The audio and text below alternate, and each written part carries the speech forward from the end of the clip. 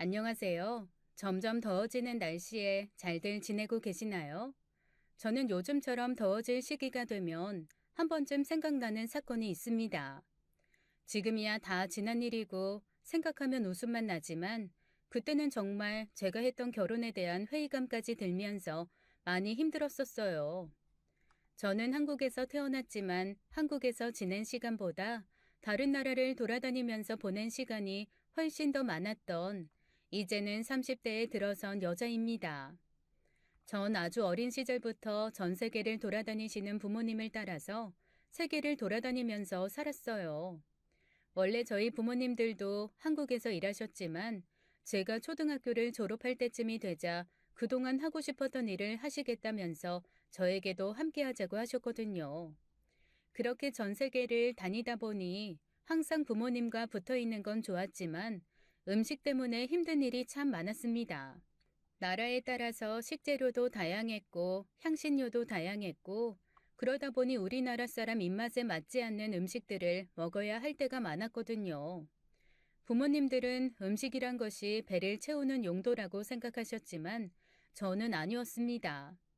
인생에서 가장 즐거운 시간은 먹는 시간. 그러니 무조건 맛있는 음식을 먹어야 한다고 생각했죠. 그래서 스스로 음식들을 만들어 먹고는 했습니다. 처음에는 제 배를 채우기 위해서 그러다가 부모님의 식사도 같이 일하는 분들의 식사도 챙길 수준이 되었죠. 그러다 보니 아주 어린 나이에 요리라는 것에 푹 빠져버렸습니다. 부모님이 일을 다니시는 곳들이 워낙 학교도 또래 아이들도 찾기 힘든 곳이었던 데다가 어린아이 혼자 외출하기도 위험한 곳이 많다 보니 그냥 집에서 그렇게 요리를 하면서 시간을 보냈던 것 같습니다. 그렇게 전 세계 식재료들을 접하고 먹어보고 요리하다 보니 일찌감치 요리 실력이 늘었고 그 덕분에 일찌감치 제 적성을 찾게 되었죠. 그런데 그러다 보니 상대적으로 학업에는 소홀하게 되더군요. 사실 학교란 곳 자체가 미래에 하고 싶은 일을 찾아가는 과정 중 하나라고 생각하기도 했고, 워낙 여러 나라를 돌아다니다 보니 교육 과정이 달라 때맞춰 다니기도 쉽지 않았거든요.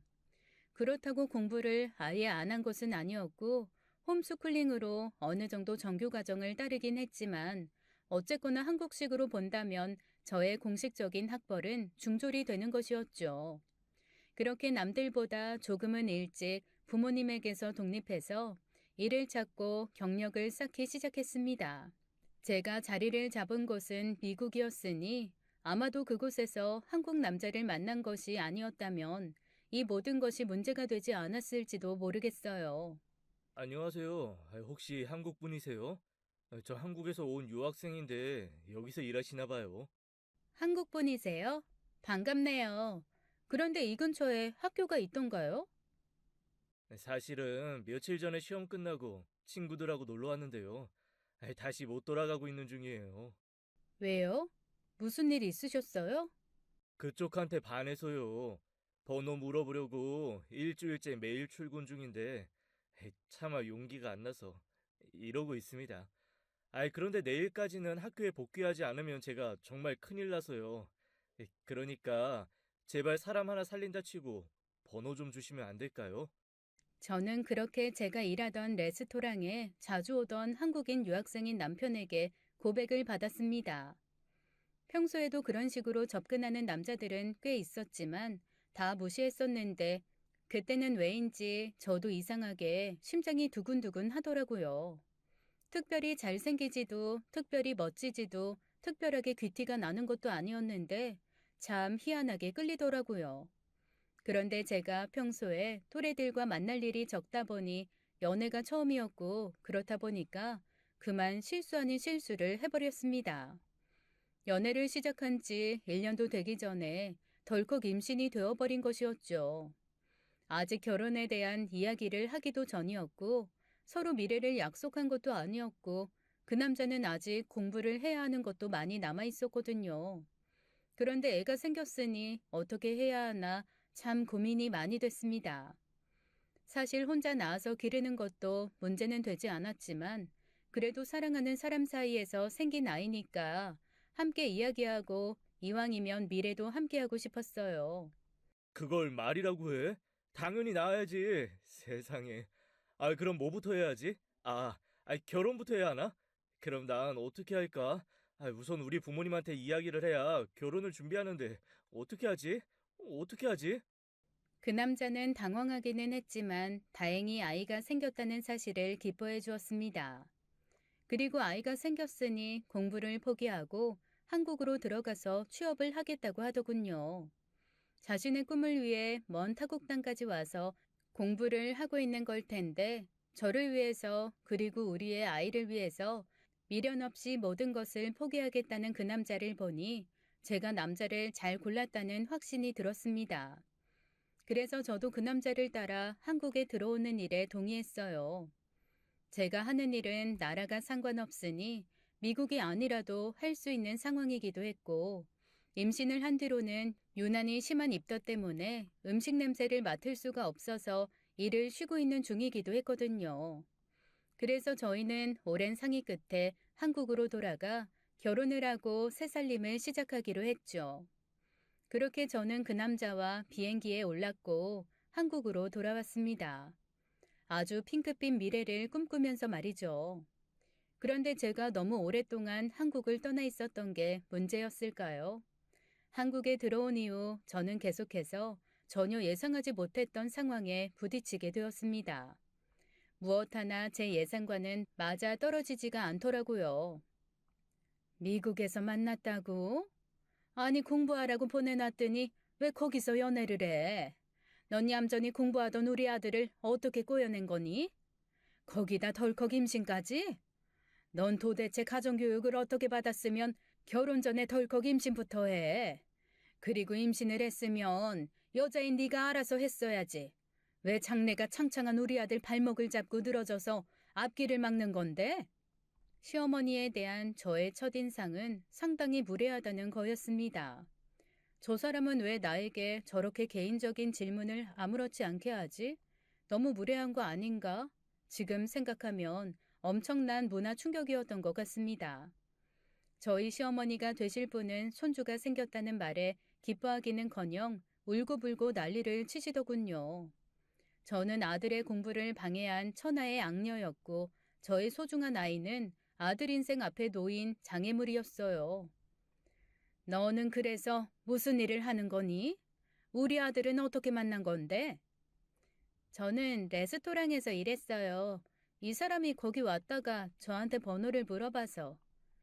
식당? 너 지금 식당에서 일한다고 하는 거냐? 세상에, 설마 너 대학은 어디 나왔니? 한국에서 나왔니? 아니면 미국에서 나온 거야? 하버드? 예일? 스탠포드? 저 대학 안 다녔는데요. 대학을 안 다녔어? 왜? 너 공부 못했니? 대학에 갈 필요를 못 느껴서요. 더 정확히는 학교의 필요성을 못 느끼기도 했고, 사실 일을 워낙 일찍 시작해서요. 제가 10대에 일을 시작했거든요. 그게 무슨 소리야? 너 그럼 고등학교도 안 다니고 일했다는 거야? 너 날라리였니? 아니면 깡패야 뭐야? 아니면 집안이 그렇게 힘들었어? 도대체 왜 고등학교도 안 다녔다는 거야? 그거야 하고 싶은 일이 있으니. 아이고 하나님 부처님 천지신명님, 이게 무슨 날벼락입니까? 내가 우리 아들 뒷바라지 하느라 무슨 꼴을 보면서도 버텼는데 어디 저런 여우 같은 년한테 홀랑 넘어가서는 이렇게 나를 배신할 수가 있어? 네가 어떻게 나한테 이런 꼴을 보여? 워낙 아들에 대한 기대가 컸던 분이시라 충격도 크셨던 건가? 저는 그 상황이 전혀 이해가 가지 않았지만 그래도 이해를 해보려고 했어요. 하지만 그건 제가 노력한다고 될 일이 아니었습니다. 솔직히 그때 그런 시어머니가 너무나 이상했어요. 아니 정확히는 한국의 가족관계가 미친 것 같았죠. 저는 남자와 여자가 결혼하는데 부모님의 역할이 그렇게 크다는 것 자체를 이해할 수가 없었거든요. 그냥 아들이 결혼할 여자니까 내가 같이 살 남자의 부모니까 어쨌든 가족이란 이름으로 묶이게 될 거니까 인사를 하러 간 것이었지 우리 사이를 허락받으러 간 것이 아니었습니다. 저희는 이미 부부가 되기로 약속을 했고 아이를 낳아 가정을 꾸리기로 계획도 다 끝난 상황이었으니까요. 그러니 제가 마음에 들지 않는다며 알아놓는 시어머니도 그런 시어머니를 보고 안절부절 못하는 남자도 이상하고 하여튼 전부 이상한 거 투성이었습니다. 거기다 시어머니는 제가 학교에 다니지 않았다는 것을 정말 끔찍하게 생각하셨어요. 시어머니 기준에서 학교를, 그것도 고등학교를 다니지 않았다는 것은 있을 수 없는 일이었습니다. 저에게 엄청난 문제가 있다거나 저희 부모님에게 엄청난 문제가 있다거나 둘 중에 한 가지가 아니면 있을 수 없는 일이라고 믿으시는 듯 했어요. 거기다 상상력은 어찌나 뛰어나신지 제가 학교를 다니지 못한 이유에 대해서 100만 가지는 떠올리시는 것 같았습니다. 어머님 상상 속에서 저는 왕따 가해자였고 왕따 피해자였고 사회 부적응자였고 때로는 불량 학생이거나 머리가 학교 수업을 따라갈 수 없는 바보기도 했어요. 니네 부모님은 정말 이상한 사람들이구나. 어떻게 애가 학교에 가지 않는다는데 내버려 둘 수가 있니? 아무리 먹고 사는 게 힘들어도 자식 교육은 놓는 게 아닌데. 니네 부모님은 안 봐도 뻔해. 얼마나 무식하고 상식이 없는 사람들일지. 나중에는 저희 부모님까지 단정적으로 말하면서 험담을 하는데 이 사람이 진짜 미쳤나라는 생각이 들 정도였습니다. 물론 거기에 제가 아무리 이야기를 해도 소용이 없었어요. 정말 벽에 대고 말하는 게 이런 건가 싶은 느낌이었습니다. 거기다 제가 지금 부모님과 연락이 닿지 않아 임신한 것도 알리지 못했고, 그러니 결혼식은 아이를 낳고 부모님과 연락이 닿은 후에 하고 싶다고 하자 정말 세상이 무너지는 듯한 표정을 지으시더군요. 내 이럴 줄 알았다. 콩가루 집안일 줄 알았어. 하긴 부모가 신경을 안 쓰고 버려뒀으니 네가 이렇게 자랐겠지. 아이고 내 팔자야. 아이고. 제가 도대체 어떻게 자랐다는 건지 물어보고 싶을 정도였지만 답을 듣는다고 제가 이해할 수 있을 것 같지도 않았습니다. 남편도 그런 시어머니를 보면서 부끄러운 듯 저에게 사과를 하면서 자기가 더 잘하겠으니 시어머니를 이해해달라고 부탁했어요. 시어머니는 옛날 분이시고 자신에 대한 기대가 커서 그런 것이니 절대 나쁜 분은 아니시고 시간이 지나면 저의 장점을 잘 알아줄 것이라고요. 저는 또 어리석게 그걸 그냥 수긍해 버렸습니다. 어차피 저와 한 집에서 살 사람은 남편이고 남편과는 문제가 없으니 시어머니라는 사람이 아무리 저에게 막말을 해도 안 보면 된다고 생각했어요. 그게 얼마나 큰 오산이었는지요. 우리 엄마 말은 거칠게 해도 속은 안 그러셔. 자기 배도 나왔고 오랜만에 한국에 와서 적응도 힘들 텐데 지금 결혼식 준비까지 하면 자기가 너무 힘들 거 알고 걱정해 주시는 거야. 혹시라도 오해하고 마음 상하고 그러는 거 아니지? 남편은 어떻게 봐도 시어머니가 저를 너무 싫어하며 하는 말들도 무조건 겉으로만 저러시는 거다. 속은 따뜻한 분이다. 지금은 처음이라 그렇다. 시간이 해결해 줄 거다 하며 포장하는 남편을 보니 참 별로라는 생각이 들더군요. 괜히 한국에 들어왔나? 이 남자와 정말 평생을 함께 할 수 있을까? 이 남자가 아이의 아빠로 괜찮은 걸까? 오만 생각이 다 들던 시기였습니다. 그러나 그만둔다는 건 언제든 할 수 있다고 생각하기도 했고, 어쨌거나 배는 점점 불러왔고, 출산은 가까워졌으니 당장은 좀 버텨보자 하고 생각했어요. 그저 곧 있을 아이와의 만남을 기대하며 하루하루 스트레스 받지 않고 보내려고 노력했죠. 그리고 한동안은 실제로 괜찮기도 했습니다. 시어머니가 바빴거든요. 바로 저의 시동생, 남편의 동생 결혼을 위해 본격적으로 나섰거든요. 난 정말 네가 이렇게 내 뒤통수를 칠 수 있을 거라고는 꿈에도 몰랐어. 그것도 여자 문제로 말이야. 그래서 내가 정신을 차리기로 했다. 너무 안일했던 것 같아. 내가 신경을 쓰지 않으면 저런 여자가 붙을 수도 있다는 걸 예상했어야 하는데 말이야. 그러니까 작은 애 너는 혹시라도 그런 일 없게 그냥 일찌감치 좋은 여자 만나는 게 좋겠어. 이번 주부터 당장 맞선부터 보자. 거기 나오는 여자들은 이미 한 번쯤 걸러진 여자니 조건은 걱정하지 말고. 부지런히 만나서 네 취향에 맞는 여자를 찾아봐라. 부디 너는 엄마를 실망시키지 않을 거라 믿는다. 시어머니는 시동생도 저처럼 조건이 엉망인 여자를 데려오면 큰일이라면서 조건이 좋은 여자들과 줄줄이 맞선 약속을 잡아 놓으시는 등 의욕적으로 나서셨습니다. 그거야 시어머님의 며느리 취향이고 희망이니 제가 참견할 일은 아니었지만 한편으로는 정말 징그럽다 싶을 만큼 저를 물고 늘어졌어요. 시어머니는 저만 보면 본인이 바라는 며느리감에 대해서 설명하고 또 설명했습니다. 난 사람을 판단하는 제일 기본이 바로 학벌이라고 생각해. 그 사람이 어떤 대학을 나왔는지를 보면 그 사람이 얼마나 성실하게 학창시절 보냈는지 과거가 보이는 거고, 앞으로 어떤 일을 하면서 살아가게 될지 미래도 예측이 가능해지지. 거기다 여자는 특히 학벌이 중요해. 애들 머리는 엄마 머리 닮는다는데 이제 니들은 어쩔 거냐? 혹시라도 아빠 닮아서 머리가 좋아도 문제일 거다. 애들이 커서 왜 엄마는 고등학교도 못 나왔어요? 엄마는 왜 이렇게 바보예요? 이러면 니들은 뭐라고 할 거니? 내가 그 상상만 해도 어지럽다. 지금이야 서로 좋으니까 그 뱃속의 아이가 니들 맘대로 될 것 같겠지만 이제 그 애가 커서 너를 무시하는 걸 경험해봐야 그래서 내가 그런 말 했구나 할 거다. 저라면 저렇게 조건을 맞춰서 매주 다른 사람을 만나서 서로를 탐색하고 비교하다 보면 자괴감이라도 들 것 같은데 다행인지 시동생은 시어머니와 의견이 아주 잘 맞는 것 같았습니다. 엄마도 별 걱정을 다 하네. 아이, 당연히 나는 학벌을 포함한 모든 조건이 완벽한 여자라고 결혼할 거야. 아이, 설마 내가 형처럼 여자 얼굴만 보고 데리고 와서 엄마 쓰러지게 하겠어? 나는 그런 멍청한 짓은 하지 않을 거야. 아이, 걱정 마. 그래, 제발 그래주라. 너까지 그러면 정말 엄마는 사는 낙이 없을 것 같다. 저는 졸지에 시어머니의 삶의 의욕마저 뺏어간 며느리가 되었더군요. 듣고 있으면 화가 났지만 그래도 제가 사랑하는 남편의 엄마였고 제가 낳은 아이의 할머니가 될 사람이니 그럼에도 가능하면 사이좋게 지내고 싶었어요. 그렇기 때문에 일할 때는 한성질 한다고 유명하다는 저였지만 참 많이 참았습니다.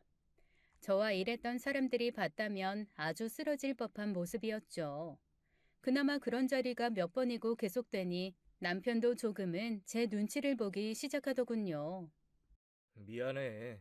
우리 엄마가 좀 속물적인 거 알고 있었는데, 그래도 당신한테 이렇게 할 줄은 몰랐다. 그래도 첫 손주를 품은 며느리한테 어떻게 이럴 수 있는지 모르겠네. 정말 엄마가 너무 실망스러워서 부끄럽고 창피하다. 당분간은 엄마 연락도 받지 말고 좀 거리 둬보자. 결국 남편이 먼저 결정을 내렸습니다.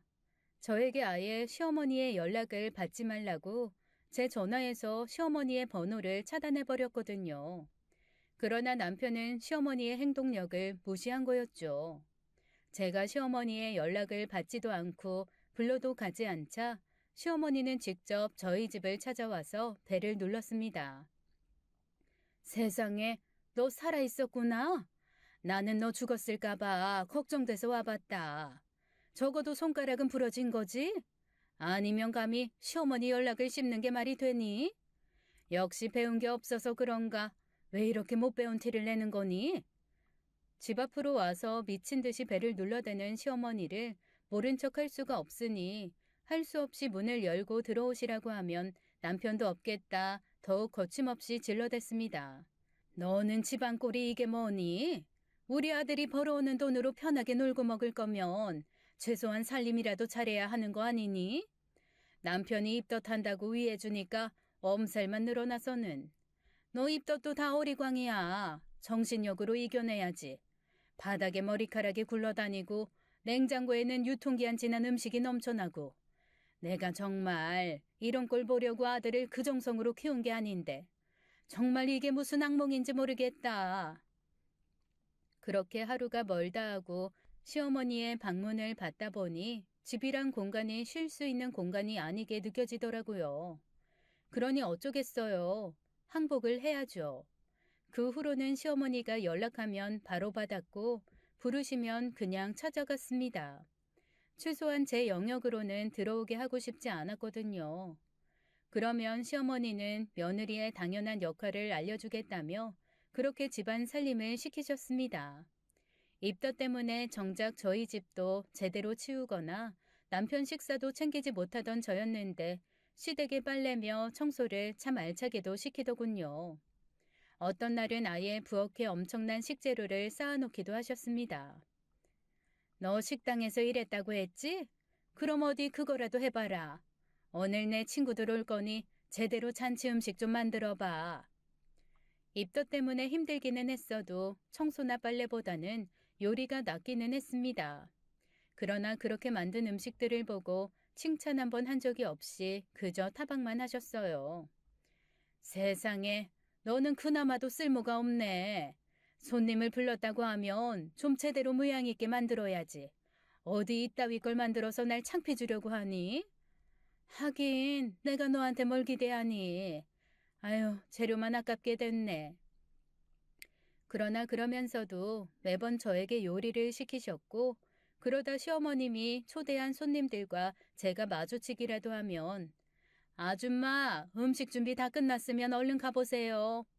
라며 저를 쫓아내더군요. 제가 며느리라는 것을 소개시키기가 싫은 것이었는지 아니면 결혼식을 하지 않고 살고 있으니 아예 며느리가 없는 척 하고 싶었던 것인지 정확하게는 모르겠으나 그렇게 저를 출장 요리사라도 되는 것처럼 속이면서 쫓아냈고 그러면 오히려 손님들이 저를 안쓰러워 하더군요. 세상에 저렇게 배가 불러서도 이런 일을 하러 다니네. 안 됐다. 얘, 팁 좀 챙겨드려라. 아줌마, 고생 많았어요. 힘들어도 좋은 날 올 테니까 힘내요. 그런 날은 어이가 없었지만 정말 싸우고 싶지도 않았습니다. 아니, 더 정확히는 상대하고 싶지도 않았어요. 그렇게 제 마음속에서 시어머니와의 거리를 점점 벌려가고 있었습니다. 그러나 그렇게 싫은 상황에서 몸을 움직이니 결국 탈이 나더라고요. 그날도 시어머니에게 불려가서 음식을 하고 있었어요. 그날따라 아침부터 몸이 좋지 않아서 정말 가고 싶지 않았는데 정말 중요한 손님이라면서 난리를 쳐서 할 수 없이 시댁으로 향했습니다. 재료를 손질하다 보니 뭔가 배가 땡기기 시작했고 이대로는 위험하다는 생각이 들었어요. 그래서 남편에게 연락한 뒤 병원으로 가려고 하는데 시어머니가 저를 못 가게 막으시더군요. 손님들이 올 시간이 됐는데 이렇게 가면 어떻게 하냐면서요. 오늘은 그냥 시켜서 드시라고 하면서 가려는데 어떻게 손님을 초대하고 배달 음식을 대접하냐면서 병원을 가더라도 음식은 다 해놓고 가라고 온몸으로 막으셨습니다. 배는 점점 땡겨와서 식은땀까지 나는데 귀를 터주지는 않고 아직 진통이 오면 안 되는 8개월 차라 불안하기는 하고 결국 저는 정신을 잃고 쓰러졌어요. 나중에 들으니 남편이 도착해서 앰뷸런스를 부를 때까지도 시어머니는 쉬어하지 말라면서 저를 흔들어 깨우려고 하고 있었다더군요.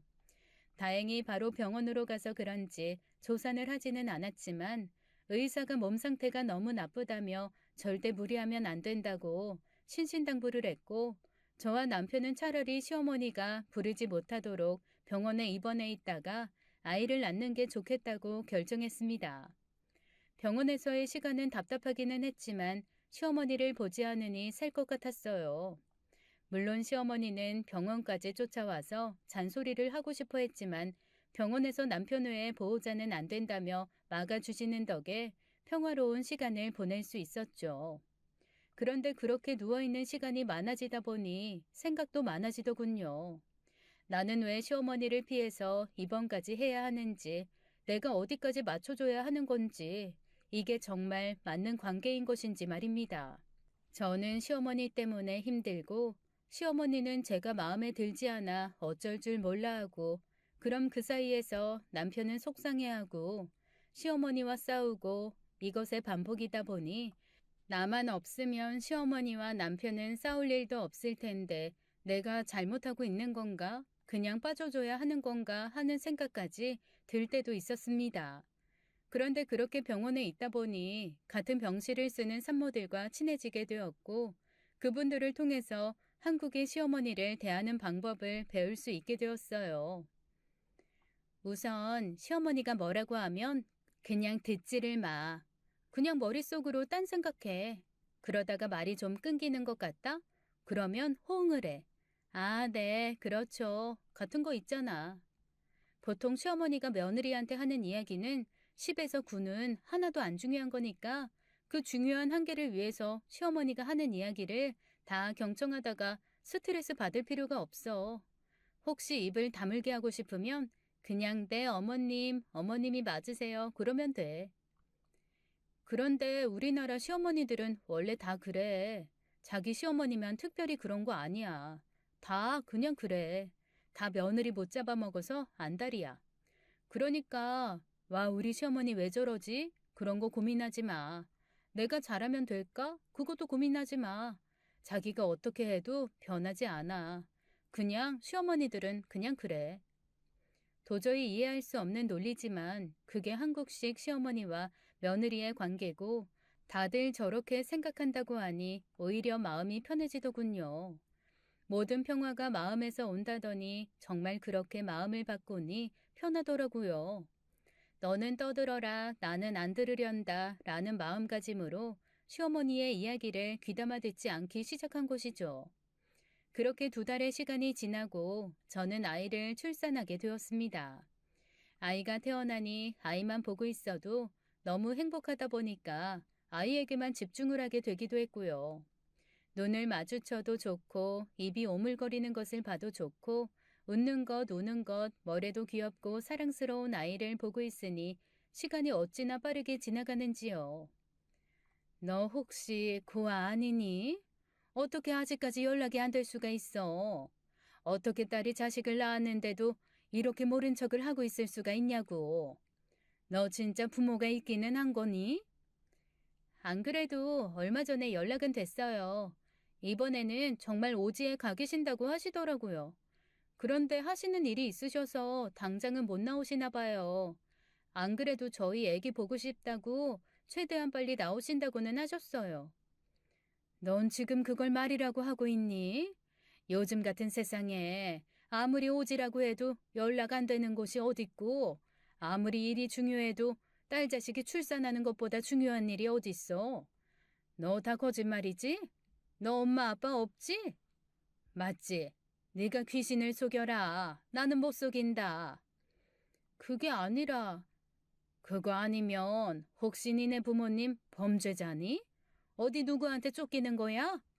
그래서 연락도 못하고 한국도 못 들어오는 거지? 그런 거지?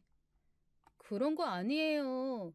저희 부모님이 자리를 비우시면 같이 일하시는 분들이 너무 힘들어지시니까 갑작스럽게 자리를 못 비우시는 거예요. 그래도 지금은 매일 통화하고 있으니까 괜찮아요. 괜찮긴 뭐가 괜찮니? 내가 정말 어쩌다가 이런 꼴을 보니? 며느리는 중학교밖에 못 나온 반푼이에 사돈이라고는 범죄자고. 그런 거 아니라니까요. 지금 저희 부모님이 됐다. 네가 지금 무슨 말을 해도 나는 못 믿는다. 네가 얼마나 혓바닥을 잘 놀려서 우리 아들을 속였는지 몰라도 나는 어림도 없어. 또 제 말은 다 끊어먹고 혼자서 상상하고 저희 친정 부모님 욕까지 하는 시어머니를 보고 있으니 짜증이 머리끝까지 올라오며 울컥했어요. 하지만 한국 시어머니는 다 그렇다는 충고를 떠올리며 그래, 뭘 스트레스 받으며 설명을 하냐 싶더라고요. 네. 생각하고 싶은 대로 생각하세요. 그냥 그렇게 다시 마음을 비웠습니다. 그런데 그런 저의 포기를 시어머니는 항복으로 이해하신 것 같더군요. 너는 좋겠다. 배운 것도 없고 능력도 없는 거렁뱅이가 임신공격으로 우리 아들같이 능력 있는 남자 꼬셨으니 팔자 제대로 핀 거지. 그런데 너는 언제까지 놀 거니? 이제 입도 핑계도 안 되니까 너도 나가서 돈을 벌어야 할 거 아냐. 아직 아이 100일도 안 됐는데요. 아무래도 아이가 돌은 돼야 새로 일을 구하지 싶어요. 또 핑계는 애가 돌 된다고 네가 일할 것 같아? 나는 아닐 것 같은데. 나는 네가 우리 아들 등골 빼면서 집에서 노는 거 절대 못 보니까 그런 건 꿈도 꾸지 마라. 그래서 내가 친구한테 부탁했더니 특별히 널 써주겠다고 하더라.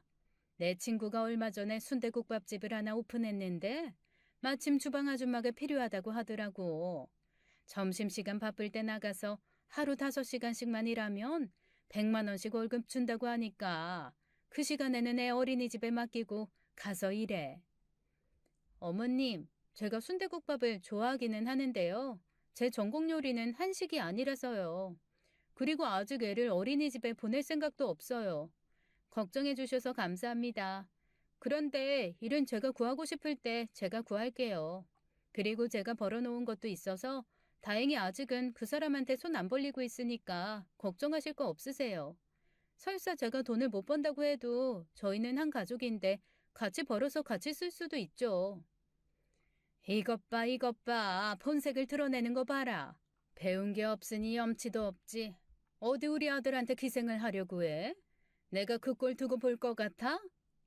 네, 어머님. 그런데 그건 저희가 알아서 할게요. 걱정해 주셔서 감사해요.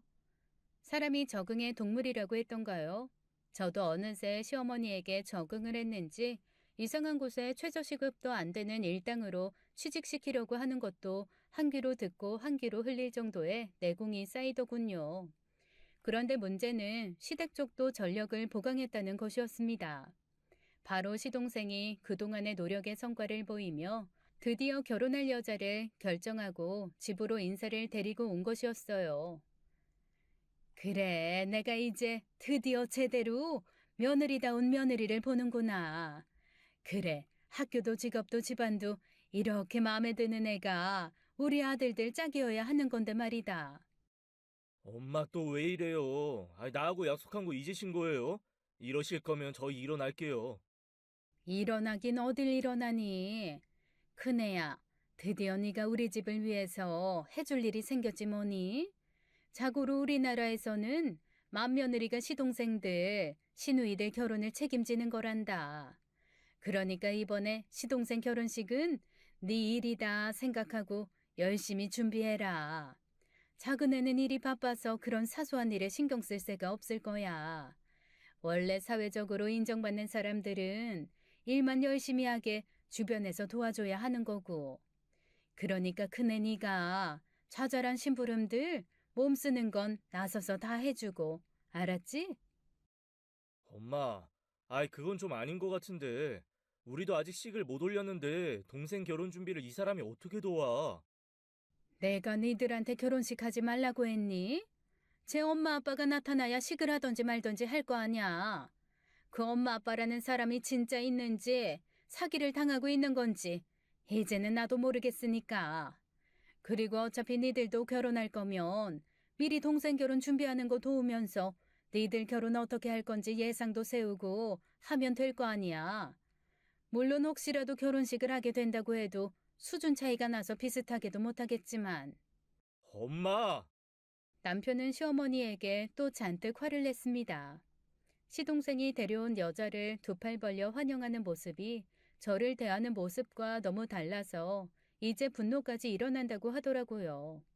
그러면서 절대로 돕지 말라고 했지만 저는 좀 다른 욕심이 있었습니다.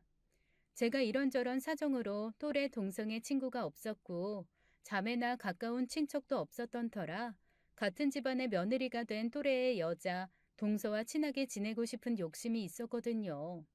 그런데 저는 남편의 말을 들었어야 하는 거였습니다. 한 집안 며느리들이 잘 지내야지 집안이 편한 거다. 둘이 수준은 너무 다르지만 어쩌겠니.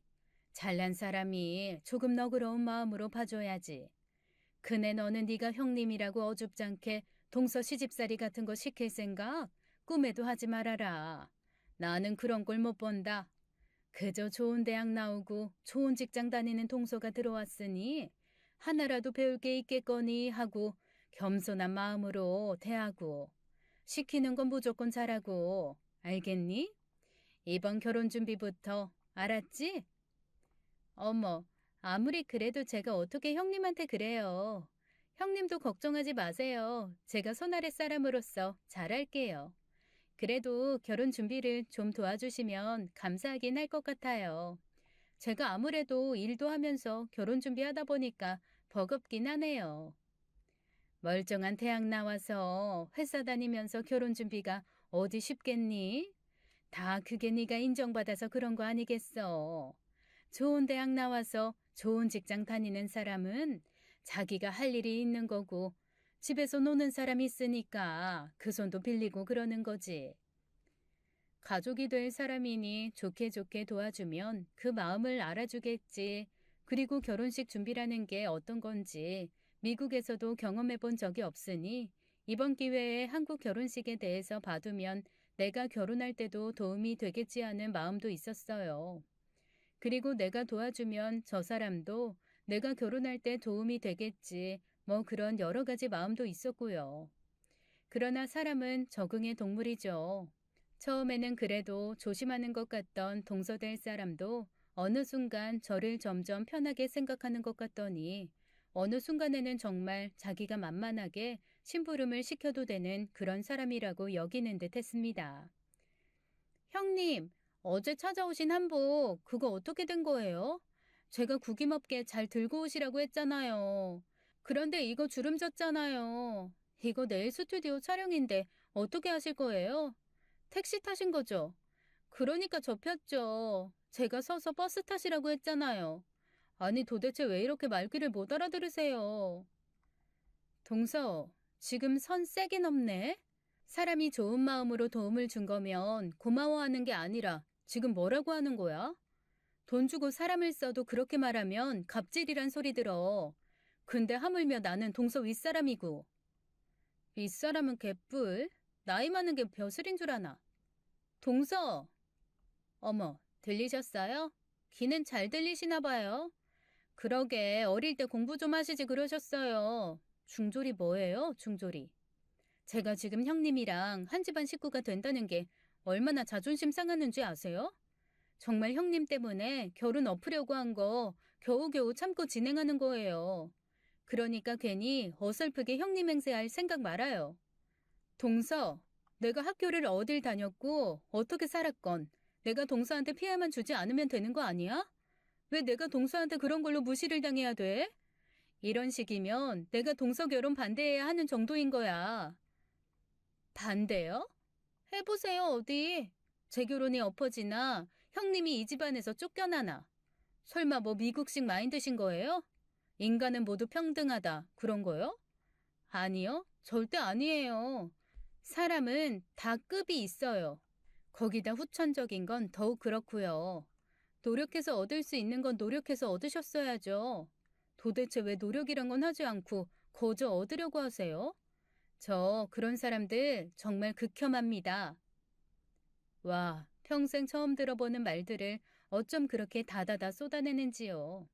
평생을 한 번도 게으르게 살아본 적도 없고 항상 치열하게 살아온 저에게 어떻게 저런 말을 할 수가 있는지, 아니 설사 제가 평생을 게으르게 살았다 한들 그게 자기들한테 피해를 주는 것도 아닌데 왜 저렇게 막말을 하는지 정말 황당하고 어이가 없을 뿐이었습니다.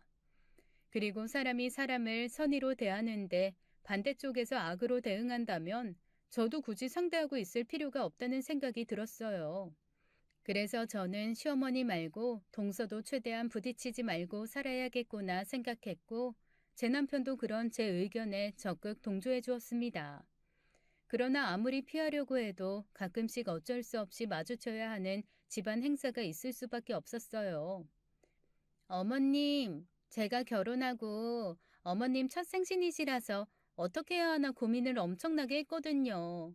그래서 어머님 맛있는 거 사드리려고 하는데 원래 생신날 식사는 아주버님이 대접한다고 하시더라고요. 그래서 제가 정말 예약하기 어려운 핫한 곳을 예약했어요. 호텔 뷔페인데 실력 있는 셰프에 잘 나가는 요리사들도 많은 곳이래요. 거기 예약하려고 해도 3달쯤 예약이 꽉 찼는데 마침 제가 거기 보조 주방장 중에 한 명이 저희 아버지 친한 친구분 아들이라서 자리를 뺐어요. 세상에, 그런 곳을 네가 예약했어? 어머, 이게 무슨 호강이니? 내가 무슨 복에 너 같은 며느리를 얻어서 호사를 누리겠구나. 고맙다, 고마워. 아니, 호텔 뷔페에서 자기가 사겠다는 것도 아니고 예약만 해준 건데 그렇게 생색을 내는 동서나 그걸 또 기특하다고 좋아하시는 시어머니를 보고 있자니 참 잘들 논다라는 생각만 들더라고요. 그러나 그 뷔페는 저도 궁금했던 터라 그냥 참고 함께 갔어요. 세상에, 여기 정말 고급스럽구나. 집안에 며느리가 잘 들어오니까 내가 이런 호강을 하는구나.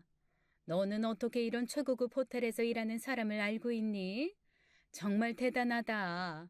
역시 사람들은 끼리끼리 어울리는 거야. 어머님도 참 별거 아니에요. 그저 열심히 살았을 뿐인걸요. 그렇게 시어머니와 동서는 저희들 옆에서 서로 나쁘끄러운 소리를 참 아무렇지도 않게 하고 있었지만 저는 그저 음식에 집중해 있었습니다. 동서의 말이 맞긴 하더군요. 보통 호텔의 뷔페는 한 가지 테마로 꾸며지는 전통 레스토랑보다는 음식의 수준이 떨어지는 경우가 있는데 그 호텔의 뷔페는 전반적으로 수준이 높았습니다. 프렌치, 한식, 중식, 일식까지 재료도 신선하고 요리법도 깔끔하고 도전적이었어요. 특히 샐러드가 인상적이었습니다. 저는 어느 식당이건 제일 먼저 먹는 것이 가벼운 샐러드예요. 샐러드의 재료를 어떻게 손질했는지, 어떻게 관리했는지가 그 식당의 수준을 판단할 수 있거든요. 그런데 그곳은 그 샐러드의 종류가 다양해서 꽤 즐거운 시간을 보내고 있었는데 제가 음식을 가져온 접시를 본 시어머니와 동서가 비우기 시작하더군요. 아무리 고급스러운 데를 오면 뭐라니? 사람이 싸구려니 입도 싸구려라 좋은 걸 먹을 줄 모르는 걸. 비싼 거 다 놔두고 저거 먹는 꼬라지 봐라. 내가 창피해서 어딜 데려갈 수가 없어. 어머님도 참. 왜 미식가가 3대에 걸쳐야 태어나는데요. 미식은 자기가 노력한다고 되는 게 아니에요. 부모님부터 열심히 먹이고 노력해야지 겨우 가능한 거래요. 하긴 어려서부터 맛있는 걸 제대로 먹어본 적이 없을 테니 제가 무슨 맛을 알겠니. 그래도 정말 부끄러워서 같이 다니기가 싫다. 제 기준에서는 이렇게 사람들이 많은 곳에서 자신의 험담을 하는 것이 더 부끄러운 일일 텐데 그건 모르고 계속 떠들고 있는 두 사람을 보니 정말 저랑 안 맞는 사람들이라는 실감만 다시 들더군요. 기분 좋게 먹고 있던 음식 맛도 갑자기 뚝 떨어지는 것 같아서 포크질을 멈추고 있는데 야, 그만 먹을 거면 가서 음식이나 더 가져와라. 저쪽에 스테이크 굽는데 사람들 줄 서 있는 거 보이지? 가서 스테이크나 받아와. 비싼 거니까 넉넉하게 여러 장 받아오고. 아까 보니까 1인당 한 장씩 주는 것 같던데요? 그럼 하나 받아다 주고 또 가서 줄 서면 될 거 아니야. 넌 정말 머리를 장식으로 들고 다니니? 생각을 좀 하고 말을 하라니까. 차라리 떨어져 있는 게 낫겠다 싶어서 시어머니가 요구하는 대로 스테이크를 받으러 줄을 섰습니다. 그리고 그 순간 동서가 이야기했던 유명한 셰프가 홀에 등장했어요. 여기저기 돌아보며 음식들을 체크하고 자신을 뒤따르는 다른 요리사들에게 이런저런 조언을 하거나 지적도 하는 모습을 보니 정말 유명한 사람인가 하는 생각이 들었습니다. 동서가 알고 있다던 셰프도 저렇게 홀을 순회하고 있는 사람 중에 한 명이려나 하는 생각을 하며 스테이크를 받아 자리로 돌아가려는데 그 순간 그 유명하다는 셰프와 제 눈이 마주쳤어요. 뭔가 낯이 익은 사람인데? 하는 생각을 한 순간 그 셰프도 반갑게 제 이름을 부르며 다가오더군요. 마리아? 오 마이 갓. 아이 마리아 당신이 왜 여기 있어요? 세상에. 아이 당신을 여기서 만나게 될 줄이야. 세상에, 당신이 왜 한국에 있어요? 당신이 만든 요리에 감명받아서 여기까지 오게 된 거예요. 그런데 이렇게 당신까지 만나다니. 나 정말 행운아예요. 사람들은 모두 어리둥절해했죠. 특히 시어머니와 동서는요. 다들 인사해. 나의 요리 스승이자 존경하는 멘토. 천재 셰프 마리아야. 그 순간 셰프의 뒤에 있던 보조 요리사들도 일렬로 늘어서서 저에게 깍듯이 인사를 하더군요. 설마 한국에서 일하고 있나요? 아니요, 지금은 쉬고 있어요. 나중에 일하게 되면 꼭 연락 줘요. 꼭 가보고 싶으니까. 그러면서 셰프는 자기 연락처를 제게 알려주었어요. 그리고 그 소란에 결국 호텔의 지배인까지 달려오더군요. 그리고는 셰프에게 설명을 들은 지배인이 제게 명함을 내밀었어요. 마리아 씨, 우리 호텔에서 일해보시는 거 어떠세요? 연봉은 최고 대우로 해드리겠습니다. 제안은 감사한데 제가 지금 육아 중이라서요. 어떤 조건도 맞춰드릴 테니 꼭 연락 주세요. 네, 고마워요. 셰프들과 지배인이 자리로 돌아가고 나자 시어머니와 동서가 제 곁으로 다가왔어요. 이게 무슨 소리니? 저 사람들이 왜 너한테 인사를 해? 너 저 사람들 어떻게 알아? 저도 오랜만에 보는 사람들이에요. 예전에 저한테 요리 배웠던 사람이에요. 그리고 그 소란 속에서 드디어 저희 시어머니가 저의 학벌 말고 다른 부분들에 대해서 관심을 가지기 시작하시더군요. 그동안 그렇게 떠들려고 해도 듣지도 않던 제 이야기를 말입니다. 저희 부모님은 두 분 모두 의사셨습니다. 그런데 돈을 벌기보단 말 그대로 사람 고치는데 재미를 느끼시는 분이라고나 할까요? 남들은 두 분이 사명감 넘치는 진정한 의사의 표본이라고 하지만 제가 보기에 저희 부모님은 환자를 만나고 고치는 걸 세상 어떤 것보다 재미있어 하시는 분 같았습니다. 그래서 본인들의 일을 좋아하셨고 보람있어 하셨고 그러다 보니 일이 취미가 되는 덕업일치의 경지셨죠. 그러다 보니 저에게도 항상 본인이 평생 재밌어 할 수 있는 일을 찾아라 라고 잔소리를 하고는 하셨죠. 어쨌거나 그렇게 환자 고치는데 진심이셨던 저희 부모님은 제가 아주 어릴 때부터 여기저기 봉사라는 이름으로 우리나라 섬이나 오지로 환자를 만나러 다니시더니 제가 어느 정도 큰 이후에는 아예 한국 병원은 정리하시고 국경 없는 의사회에 들어가셨습니다. 그리고 그 중에서도 가장 위험하다는 곳, 의사들이 가장 가기 꺼려하는 곳들을 선택하셨죠. 너무 위험한 곳에 아이를 데리고 다닌다며 말리는 사람들도 많았지만 아이는 부모와 함께 있는 게 제일 안전하다면서 참 열심히 데리고 다니셨어요. 그러나 그런 곳들이 주로 전쟁과 가까운 곳 혹은 먹고 살기도 힘든 곳들이 대부분이다 보니 제가 학교를 다니거나 공부하는 것이 쉽지 않았죠. 네, 다 핑계입니다. 그 상황에서도 제가 열심히 공부하려고 했다면 어떻게든 공부를 했겠죠. 오히려 세계 각국의 여러 학교를 경험하며 더 수준 높은 학업 성취도를 보였을지도 모르고요. 그러나 저는 말씀드렸다시피 요리가 재밌었고 좋았습니다. 부모님은 그런 저를 응원해 주셨고요. 예전에 함께 국경 없는 의사회에서 근무하셨던 동료분께 저를 부탁했습니다. 그래서 저는 그분이 계신 곳에 호텔 조리학교를 다니다가 제 실력을 테스트하고 싶어 나갔던 호텔 요리 경연 대회에서 우승을 하며 바로 일을 시작하게 되었어요. 그게 17살이었죠. 그래서 저는 한국 나이로 17살이 되는 해부터 호텔 주방에서 일을 하게 되었습니다. 다행히 칼을 쓰는 솜씨가 좋다는 평가를 받았는데 부모님들은 그게 본인들을 닮은 거라고 하세요. 의사가 환자를 위해서 칼을 드는 것과 요리사가 손님을 위해 칼을 드는 것이 결국 같은 것이라면서요. 그 후로 10년 동안 정말 몸이 부서져라 일을 했습니다. 그만큼 재미도 있었고 좋은 사람들도 많이 만났지만 워낙 주방에만 박혀 있어서 그런가 사실 사회성은 좀 떨어지는 편이었던 것 같아요. 연애도 제대로 못 해봤고 친구도 제대로 사귀지 못했거든요. 그래서 저에게 적극적으로 다가와주는 남편에게 호감을 느꼈고 좀 쉽게 사랑에 빠진 것도 인정합니다. 그리고 시어머니나 동서의 막장 행각에 대처하는 게 어리숙했고 그러다 보니 점점 더 만만하게 보고 더 막말을 하고 뭐 그런 악순환이었던 거죠. 뭐야? 그럼 니네 부모님이 의사라고? 진짜? 그리고 너는 미국에서 호텔 조리학교 다닌 거면 그냥 중졸이 아니잖아.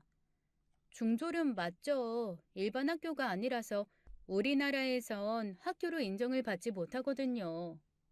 뒤늦게 모든 사실을 알게 된 시어머님과 동서는 말 그대로 경악하더군요. 그동안 제 말을 정말 하나도 믿지 않고 계신 거였어요. 당연히 거짓말일 거라고 생각하셨다는데 본인들이 그런 거짓말을 쉽게 할 수 있으니 남도 그럴 거라고 생각한 건지 뭔지. 마침 그때쯤 드디어 저희 부모님도 한국으로 들어오실 수 있으셨습니다. 제가 부모님에게서 독립한 이후 두 분은 그동안 저 때문에 자제하셨던 거라면서 정말 오지 중에 최고의 오지, 전쟁 지역 중에 최고의 전쟁 지역만 찾아다니는 바람에 정말 연락이 힘들었었거든요. 더구나 그런 곳들은 지원자가 없어서 후임자를 구하기 힘든 바람에 제가 남자를 만났다는 것도 아이가 생겼다는 것도 결혼을 했다는 것도 그리고 아이를 낳았다는 것도 모두 전에는 들었지만 한국으로 나올 수는 없어서 계속 나오지 못하고 계셨던 거였습니다. 그렇게 오랜만에 만난 저희는 세상 즐거운 시간을 보냈어요. 저희 아이는 처음 만난 외할머니, 외할아버지의 품에서 계속 싱글벙글하면서 사랑을 듬뿍 받았고 저희 남편도 처음 만난 장인 장모님께 용돈도 두둑히 받고 좋은 이야기도 많이 들었습니다.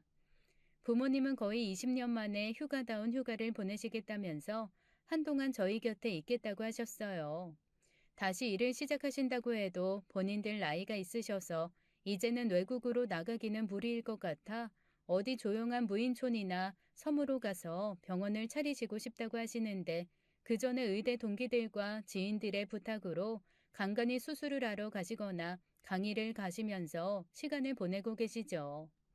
그러면서 저희 아이를 봐주셨고 그 덕분에 저는 마음 편하게 다시 일을 시작하게 되었습니다. 사실 더 아이 곁에 있고 싶은 마음이 있었지만 호텔 지배인이 매일같이 집으로 찾아와서는 조르는 바람에 예정보다 일찍 복귀한 게 사실이었죠.